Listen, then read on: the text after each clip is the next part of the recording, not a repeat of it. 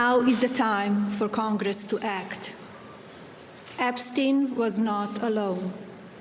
Several prominent male executives resigned from their powerful positions after this matter became widely politicized. First Lady Melania Trump taking a bold stand, calling for more transparency and further investigations into the Epstein case, just as many thought the story was perhaps beginning to fade. The First Lady issuing a fierce denial, pushing back on reports linking herself to the disgraced convicted child sex offender. Meanwhile, the House oversight investigation into the Epstein files is ramping up.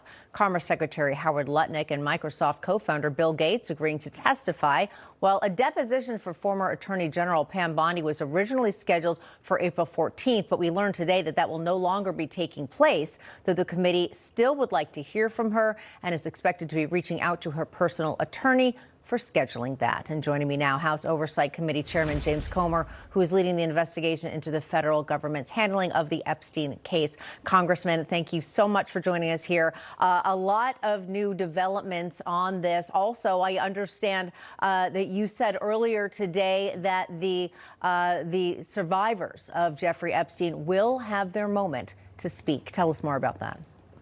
Well, it was always my intent to have some survivors testify publicly.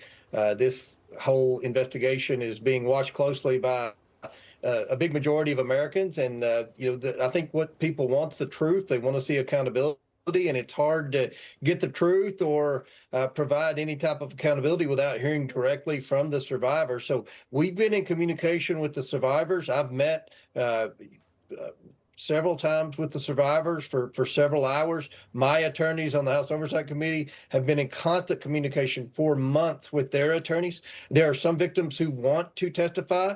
Most do not want to testify, and I completely understand and respect that. But once we get through with the depositions, and you said earlier some of the names, we have many more names of rich and powerful men. Again, we're not saying that they're guilty of any crimes, but we're bringing them in because their names are in the Epstein files. We're going to ask them questions, and then hopefully we'll have a hearing with the survivors and go from there. Congressman, a group of Democrats on the House Oversight and Government Reform Committee is calling on First Lady Melania Trump to now testify before Congress as part of their probe into the crimes of Jeffrey Epstein. Democratic California Congressman Ro Khanna responded to the First Lady's statement in an interview last night. Let's see what he said. She has relevant information. If she didn't have relevant information, how could she say that Epstein was not acting alone? So it is relevant to the investigation. I spoke earlier to a Harvard professor and lawyer, Mr. Alan Dershowitz, and he said that Ro Khanna's new name should be Joseph McCarthy, saying that it's absolutely preposterous for suggesting that the First Lady should speak or even knows anything about this. Your reaction?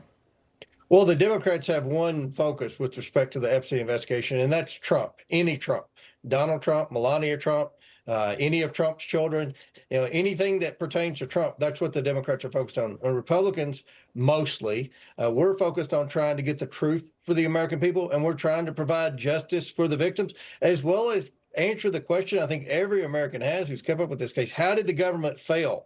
How did the government fail the victims? We know that Epstein got a sweetheart plea deal in 2008 in Palm Beach. We know that he was allowed to go on work release where he continued to abuse victims. We know that there was a decade there after he got off on probation when he continued to abuse women. How did this happen? How did the government fail the victims? That's what our investigation's all about. We hope that we're able to provide some accountability to some of these bad actors, but many of the men have passed away. And many of the men that we've already brought in for depositions have said they can't recall anything.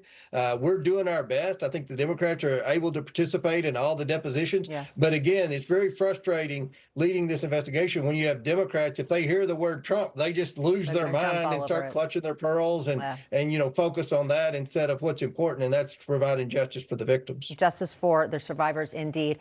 Chairman Comer, thanks for joining me on American Agenda. Come back soon. Thank you.